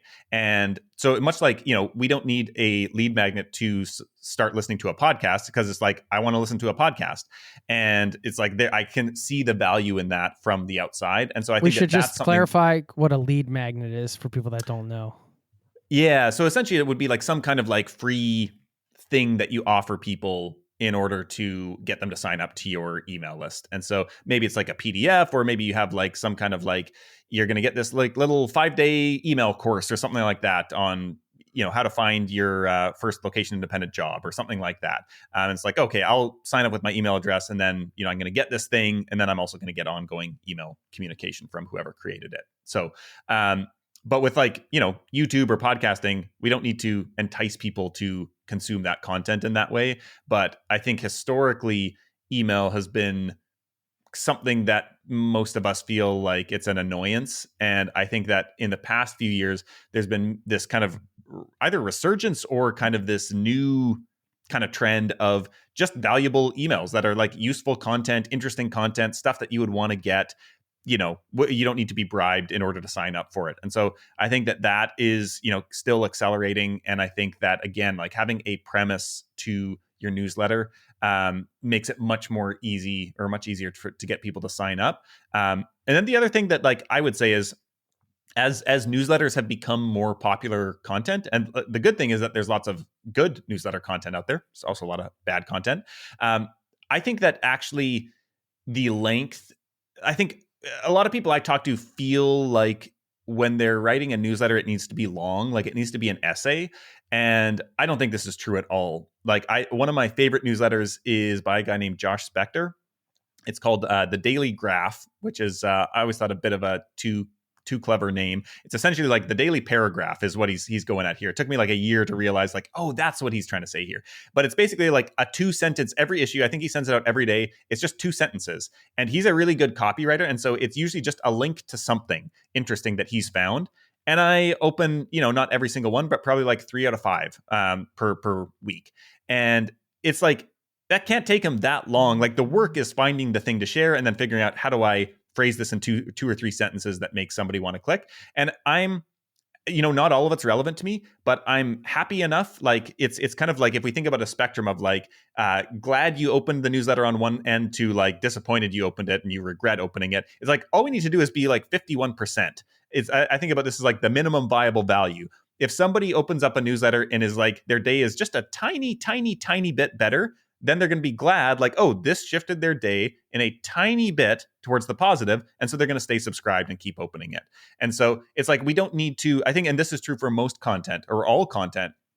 I think a lot of times we're like, especially if you're a creative type person, it's like, I want to make the best thing ever. And like, everything must be like amazing. And it's actually like, well, actually, it just needs to be better than neutral. And if people consistently have that experience that every time they engage with your content, their life or their day is just a tad better, they're going to keep engaging with that. And I think, occasionally it's great to have some like really amazing stuff that you put out. But most of the time it's like just kind of like, getting on base, kind of, to use a baseball analogy, where it's like not going for the home run. It's just like, hey, let's just like keep getting on base, keep getting hits, just little bits here and there. And I think that that's enough for people. And it doesn't take, a huge essay to do that. You can do that in probably something that takes you, 30 minutes, per week to create for a newsletter, especially if you have the right premise around it. Yeah, I love that. And to tie that back in with the lifestyle piece, because I talk to a lot of people that are interested in starting podcasts. And one of the things I tell them is, make it work with your lifestyle so it can be sustainable. Don't just assume a piece of content has to be a certain way. Like, oh, like if I'm a YouTuber, I have to do a 30-minute in-depth. It's like, no, you could do like a 2-minute talking head thing. Like it might not work, who knows? But, you have to do the thing that matches with your lifestyle and that will allow you to keep creating the content you want to create. And it has to be sustainable, right? So like if you're starting a podcast, I always tell people like, what does that look like for you? Like, is it a 10-minute thing? Like you don't have to do a long interview show like me. Like I love going deep and having deep, like longer conversations because I personally love it and I love sharing it. but it's of course way more time consuming than a 10-minute solo podcast where you're just riffing on a topic or whatever, but I don't care because I love it and I love sharing it. So it has to be aligned with, I think, what you like to do, and also, thinking about it from a meta perspective of how can you structure it in a way that you can keep doing it and doing it consistently, because that is part of content creation, I would say. And some people might look at that as like an exciting part where we get to, go out and have all these, like for me, having these conversations and sharing it. And other people, if it's done in a way where it's not aligned, it can feel like a content hamster wheel. Yep. Yeah. The other thing that I want to add here that is maybe not a trend I'm seeing yet, but when I'm like trying to promote, and that this is always something that when I talk with my clients is a really bit of a relief, is a lot of content right now, and a lot of the ways you're taught to create content is from this perspective of the expert. Like, all the things and you're going to like teach people how to achieve something. But I personally, almost all of my content creation is driven by an exploratory mindset, which I think, for travelers in particular, people interested in that, like that's probably your natural default setting anyway. It's like you want to go explore the world, you want to explore maybe ideas. And I think that this is a super underrated approach to content creation in general. And I remember that this had me hung up for so long. And in hindsight, it's kind of like shocking where I felt like, well, I need to present information that is objectively true and verifiable, and I have the research to back it up or whatever. And now what I realize is there, in many fields, like there is no truth and nobody knows the answers. And the way that any kind of niche or industry is furthered is by people just going out and exploring stuff. And it's saying, I wonder, I've never heard anybody talk about this before. Like, I wonder if there's something there. And you go out and you either write about it or you create content about it. You do the research and you like then report back on like, hey, I was curious about this thing. And so I like did some research and here's what I found. And, I read this book or read these blog posts. I read this Wikipedia page. And, that's for some people I know some people who love research and like that's something that they can really, go down the rabbit hole and do. I've never been the biggest researchy type person, but for me, it's more about positing based on kind of like, okay, so I've never heard anybody talk about this, but I'm going to like write through my thoughts on it and we'll see. I'm going to put that out there as a newsletter and we'll see if that like aligns with what other people are thinking or feeling about it. And a lot of times people come back and like, oh, I never thought about it that way, but that's exactly been my experience as well. And I'm not saying like this is objectively true and I can back it up. It's saying like, I haven't heard, there's no content on this. I wonder if maybe this is how it works. And like putting a thought out there, not as the expert, but as somebody who's just kind of exploring an idea. And over time, you kind of explore further and further and further. I always think about it like in my mind, basically how I think about my work is I think about it in terms of like a video game. You like get planted in like a space at the start of the game and you have your little like map in the bottom corner and it's totally like obscured and grayed out. And like as you wander around the world, the map, like you can see a little bit of like where you've been. I'm thinking like Legend of Zelda here. And now the map, you can kind of go back and look at like where you've explored. And I think about like, oh, that's exactly what I'm doing. That's how I see my work is like, there's this whole world out here, specifically right now in podcasting, but more broadly kind of marketing and content creation. And then you could get into like human psychology and stuff like that. And I'm just like wandering through it and like writing stuff along the way and trying to like build out the map as I go. And I think that for me took a lot of the pressure off of getting started in content creation, saying like, I need to know what I'm talking about and saying like, I'm just going to go out and like explore the world and then report back on what I'm seeing. And maybe I'm going to be wrong about some stuff and maybe I'm going to be right. And either way is fine, as it kind of like is a way for me to get smarter for myself and also help other people kind of explore that world along with me. Yeah, I love that. The exploratory mindset, and just takes a lot of pressure off, and you're allowed to have fun with this stuff, right? I mean, that's the thing. It's not like, especially if imposter syndrome is stopping you, or you're thinking like you do have to be a certain level of expert to share. And, that's just not the case. I mean, everybody's entitled to their opinion. And like you said, if you're doing it in a way where you feel like, the people reading, listening, consuming, whatever, understand that, you're just exploring, you're sharing some perspectives, and you're not claiming to know everything about everything or what's right for them. I mean, that's the key, right? Like, who knows? I don't like to be told what to do. You know, I'd say most people don't. Any other big sort of trends you wanted to cover on this? I know we were talking a little bit beforehand, and maybe we covered this idea of like really just having a point of view and being opinionated, not being afraid to be opinionated about something. I'm not sure if we touched on that to the level that you want, or if there's any other big resources you want to share to stay on top of trends, or like, yeah, anything else that's like, is there a gaping hole here we need to fill? I do think that the point of view thing is important. I think that there is like so much information available today, and anybody can go to ChatGPT or whatever your AI tool of choice is, or to Google, and you can get like very bland, depersonalized information that I think we don't really need more information. We need more information with context and a distinctive point of view behind it. And so I often think about this, and I just had a new kind of thought about this last night as I was out walking. But usually when I'm thinking about developing your point of view, it's worth kind of like identifying a few kind of core components.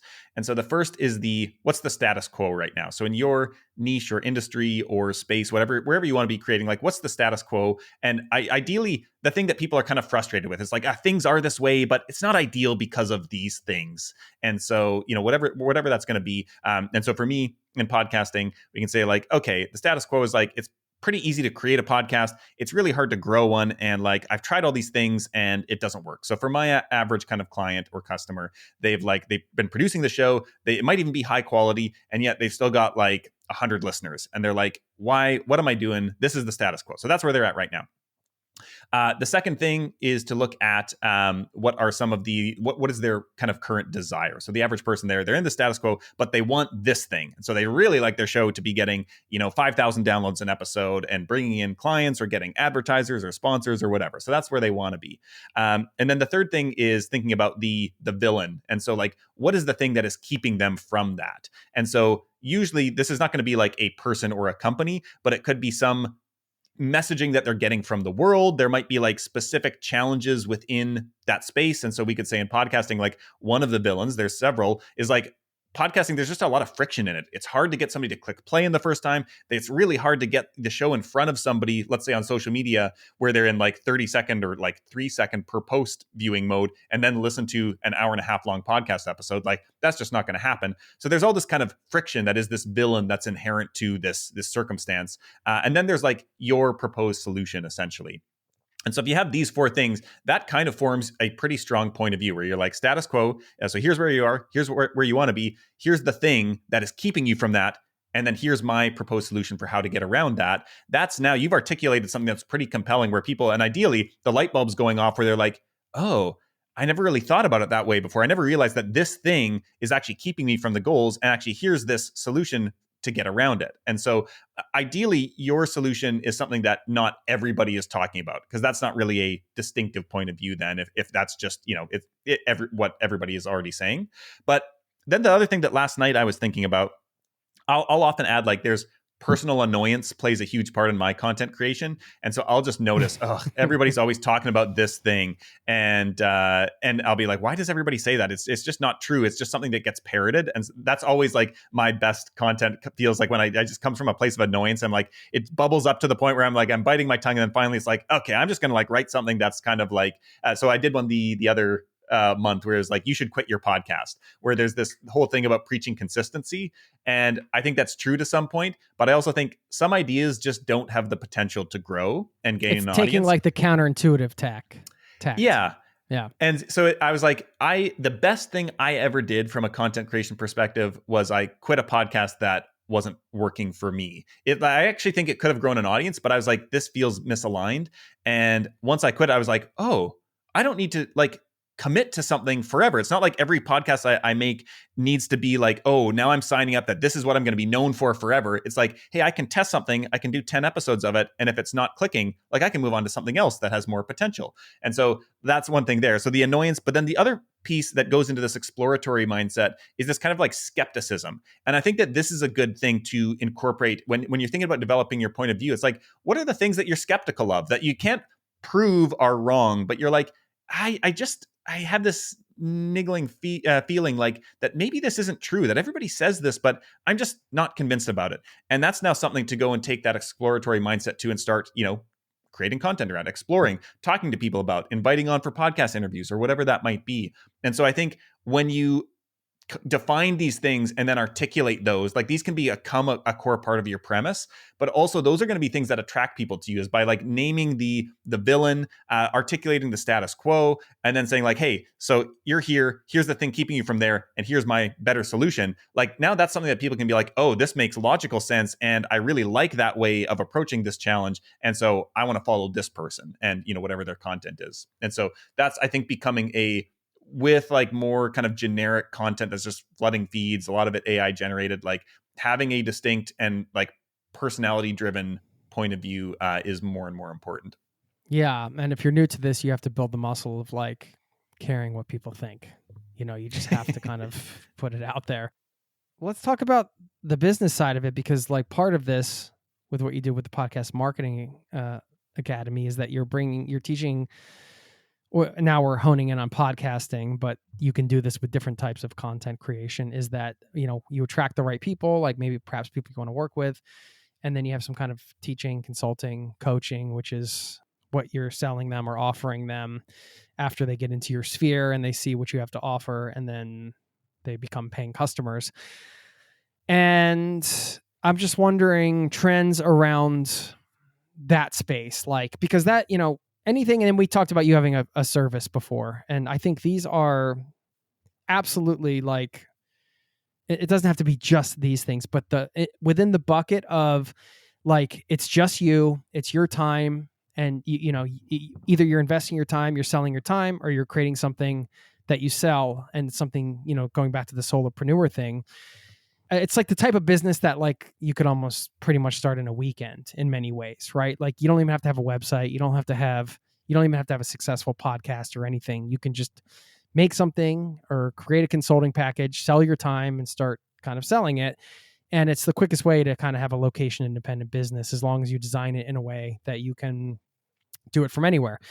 And you have to think about that, because if you're like in Thailand and you're managing clients, 12 hours away, that might put you into a pickle. But around teaching, consulting, coaching packages, that kind of thing, services that you can offer, what are you seeing? I mean, what are you seeing that works? I feel like, especially with like courses, I know you have a course and coaching and stuff. Like, I feel like, and I would put you at this level. You have to be like, it has to be at such a high level that like, if it's anything below sort of like really high quality, you're not going to be able to build something around it.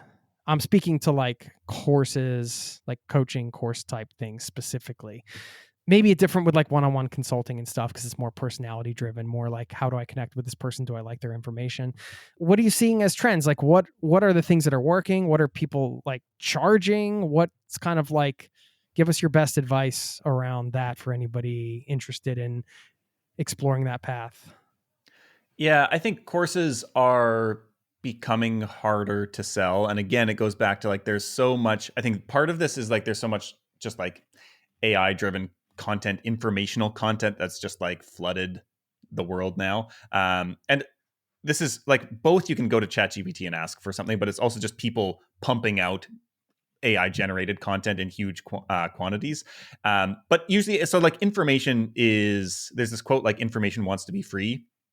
And I think that that's a really useful way to think about it, is that like, it's going to be really hard to build a business or a product around like proprietary information, because like, even if you can do that in the short term, somebody else is going back to this idea of like content creators, it behooves them to share that information publicly. And I watched there's this YouTube video. It's one of Mr. Beast's old producers. It's like a 3-hour masterclass on creating YouTube videos. And I think he put thousands of hours, certainly hundreds, if not thousands of hours into creating this thing. It took him like over a year, maybe, certainly several months, if not over a year, to put this one YouTube video together. That's this 3-hour masterclass on filmmaking that is just like mind blowing. And it's like, and you just see in the comments, this is worth way more than all these YouTube courses I took. And it's like, oh, this guy, he got millions of views of this because he took something that people would normally charge thousands of dollars for and made it free on YouTube. And so I think courses are becoming more commoditized. And so I think that it goes back to the personalization of thinking about like, how can you work more intimately with like small groups of people, which you can probably charge more than for trying to sell like a course to a large number of people that's totally asynchronous.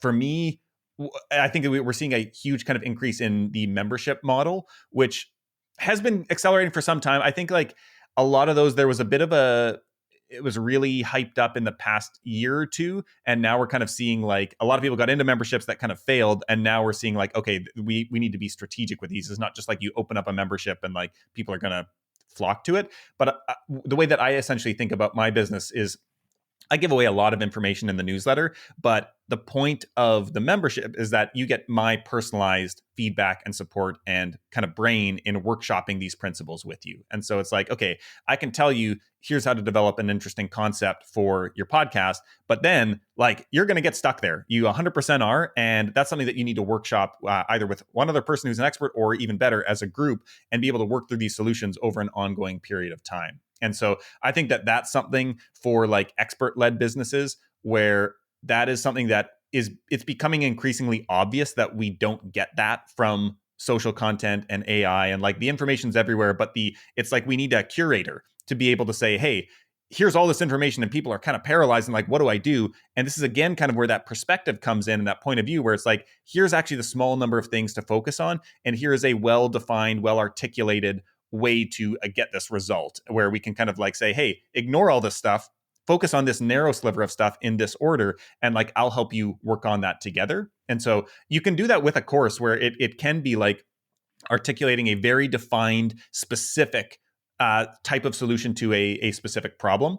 I think that can work. The more specific and more narrow you aim, the better. But I think like we're kind of past I would say 5 years ago, there was like big courses, which would have dozens of hours of content and like comprehensive, learn everything you need. I think now there's much more kind of appetite for a 2-hour course or workshop that you can like learn something that you can then implement that same day. I think that is something that is both, it potentially is easier to create. There's that, is it the Mark Twain quote about something like, if I had more time, sorry for the length of the letter, if I had more time, I would have made it shorter or something like that.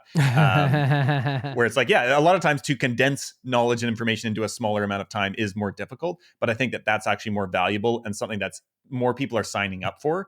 And so I think that that's a trend there. I think more the personalization, that kind of support side of things.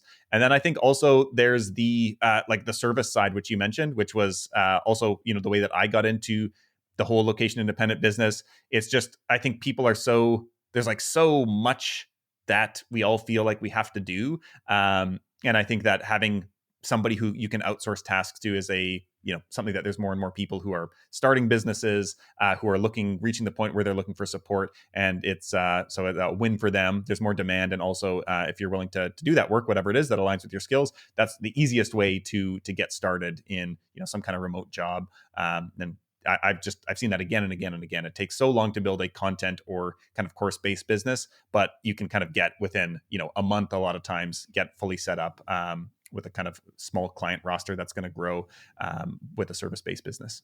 Cool. Is Mark Twain the most quote? Like how can one person have so many quotes? I feel like we have to finish this episode with a Mark Twain quote now. No. Yeah. Anything else you want to share before? I mean, obviously share. Just remind people where they can find you, where they can hop on the newsletters and all that good stuff. Yeah.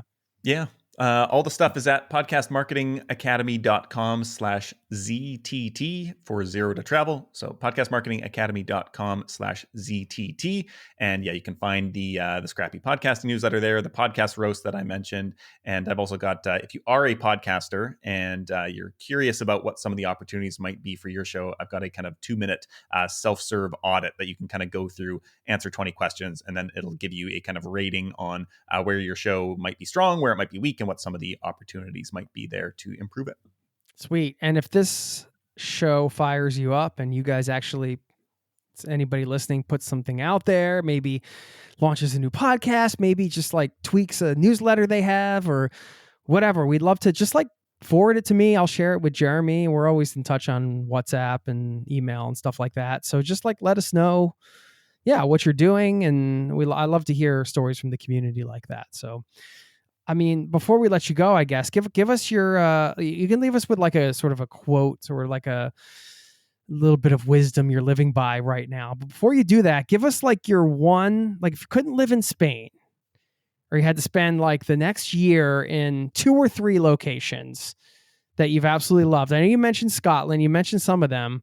Can you give us like 1 or 2 other hidden gems that maybe you haven't mentioned that yet that you think like, why aren't more people going to these places? This is stupid. Like people need to start booking tickets to this place. We always love some good destination recommendations here. So yeah, the Baltics as a whole. This was right before COVID. We went to what was the order here? Lithuania, Latvia, and Estonia, and all of them were quite different.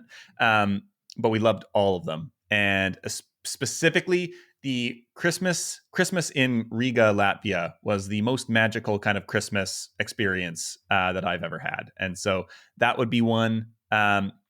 I've been thinking a lot. I think this was 2 years ago, probably around this time we were in Zagreb, Croatia, which a lot of times, people spend a lot of time on the coast. If you go to Croatia, most people go to the coast. I really like Zagreb in a weird way. Again, it's that kind of like unpretentious. There's just something about it. I like the vibe there. And then we spent this, we found this was the only time we'd ever done this. And we'd always talked about it, where we had this period of time, 2 months, I think, before we had to go back to North America for a conference or a wedding or something like that. We're like, oh, where should we go? And we'd always talked about like, let's just open up Airbnb, put in our house parameters, find like a cool house without any kind of like guidance to country or anything like that. And so we put our budget like in. Anywhere. Yeah. Yeah. And we were looking within Europe. And I think at some point we started off in Europe and we were like, okay, we want it to be like, I don't know, 1,000 euros a month or less. And we want at least 2 bedrooms. So we each have office space. We want, this other, whatever. We put in our parameters and then we just like open it up. And of course, there's like thousands of listings still. And so we were like, okay, well, we got to narrow it down a little bit. I'd never been to Italy at that point. Kelly had 20 years ago and always wanted to go back. And so we then were like, okay, well, let's maybe just narrow it down to Italy. And then we started looking and just scrolling through the feed. And this one place came up and it was just like immediately, it was almost the first one. And we were like, well, this place is pretty cool. And we just it was in this town called Ormea. It's maybe like 1,000 people, maybe 1,500. Basically, nobody speaks English. And we go there. It's in the kind of the foothillsy kind of mountains, and we spent 2 months there, and it was just incredible. And I think it's a pretty popular town in this summer for outdoorsy type stuff, mountain biking, hiking, climbing, among Germans. I think a lot of Germans come through, and probably French as well, because it's not that far from France, but nobody else, I don't think. Like a lot of people in town spoke German and French, but not English. And for a tourism town, it's like, that's kind of curious. But there was like one great coffee shop there, and there's like 2 restaurants or 3 restaurants. I think there was like 3 pizza places and 1 other like pasta place or something like that. It was like very, very Italian. But that town, I just want to go back to all the time. We had such an amazing time there. Yeah, if anybody's fishing for a unique concept of like, hey, what if I just plugged in a place first and just like narrowed it down to a country and just like randomly pick an accommodation that vibes with me and then just go there and just spend some time there. It's like another approach to travel, which I think is really cool and ended up being one of the highlights for you. How long were you guys there? 2 months, yeah. Okay, wow, crazy. So they got to know you around the village, I guess. Before we got there, the mayor had been informed that we were coming, and it's because we had asked the host about like the Wi-Fi. I mean, anytime the mayor's informed that just a couple people are coming, then it's a small town. Yeah, our host, she was like pestering the mayor to make sure, like, oh, is the Wi-Fi? We have these Airbnb guests, they're coming, and they were asking about the Wi-Fi, and she was like trying to pester them to, I don't know, make sure that it was the fiber was coming or something like that. Maybe they were like doing renovations to the town infrastructure or something. They like specifically brought in new fibers just for this one Yeah. couple coming to their town, which is hilarious. They're like, we can't lose any more residents. We need Yeah. these Oh, that's awesome. Well, I mean, maybe there's a €1 Italian village house in your future. Who knows? I do not want to ask you about how we performed in this show because you do podcast audits and you're probably analyzing me as a host while we're talking. So I'm petrified. We'll talk about it offline. I'll take all the constructive criticism and try to improve the show in the next episode. Leave us with something. Can you leave us with something? A little bit.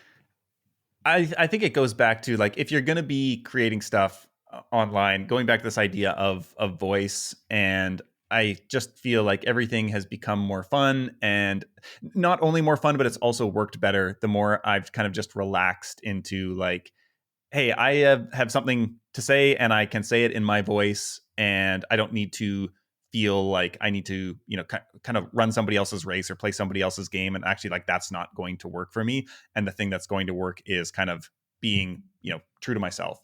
And so I feel like it's kind of trite advice, and I think it's really hard to do. But I think that if you can get there, it's again that idea of like releasing the handbrake. I think that that's the thing that has been so helpful for me, and I think it's encouraging to a lot of people. And I wish that I had heard that quote much earlier in my career, because I think once I heard it, I was like, oh, that feels right, and I need to stop like chasing this other thing and start kind of going more inward. Love it. Yeah, I read a great quote today along those lines. Let go or get dragged.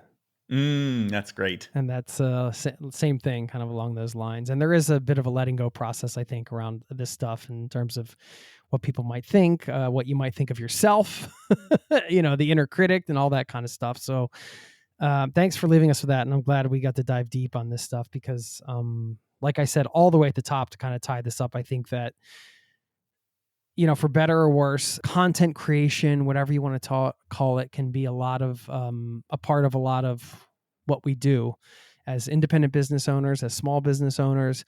It's going to be a part of it in some way, shape, or form, most likely, whether it's a 2-sentence newsletter or, a 3-hour long YouTube, which are like a YouTube program, which took a year to make, which are 2 exact examples from this conversation. So, and all points in between. So I think that, you gave us a lot of value here and stuff to think about going into the new year as people are ramping up and getting ready to either create something new or tweak what they have.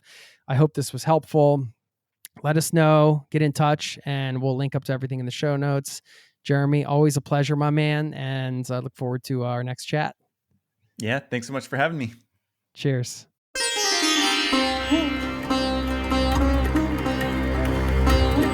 There you have it. Want to just say a quick thanks to Jeremy Enns for stopping by the show and for being such a great friend over so many years.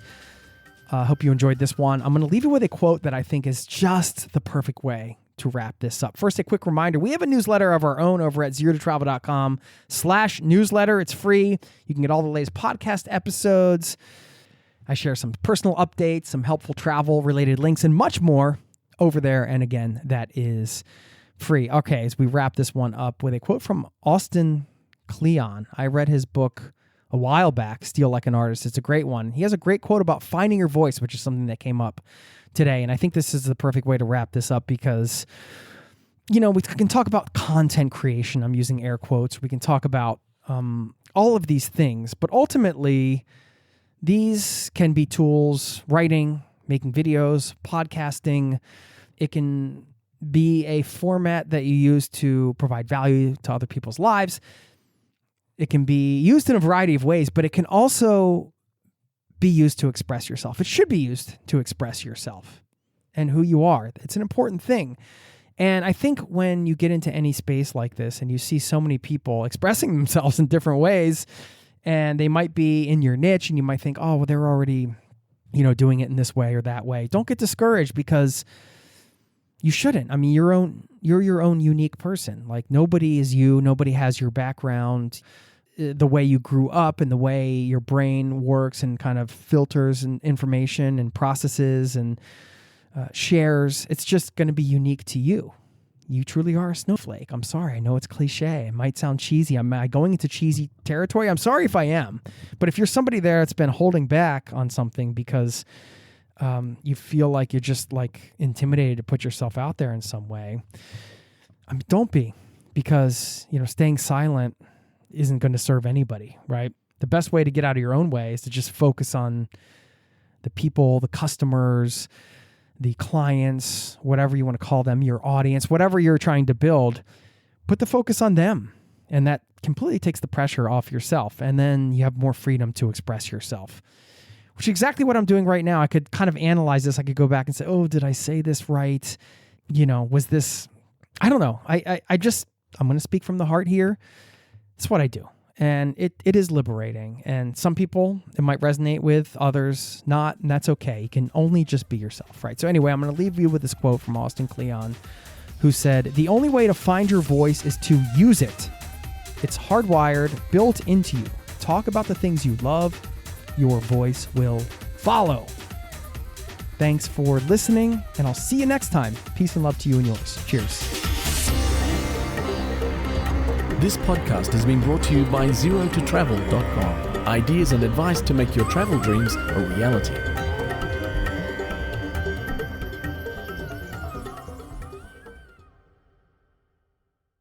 It's tax season, and at LifeLock, we know you're tired of numbers. But here's a big one you need to hear. Billions. That's the amount of money in refunds the IRS has flagged for possible identity fraud. Now here's another big number. 100 million. That's how many data points LifeLock monitors every second. If your identity is stolen, we'll fix it guaranteed. One last big number. Save up to 40% your first year. Visit LifeLock.com/podcast for the threats you can't control. Terms apply.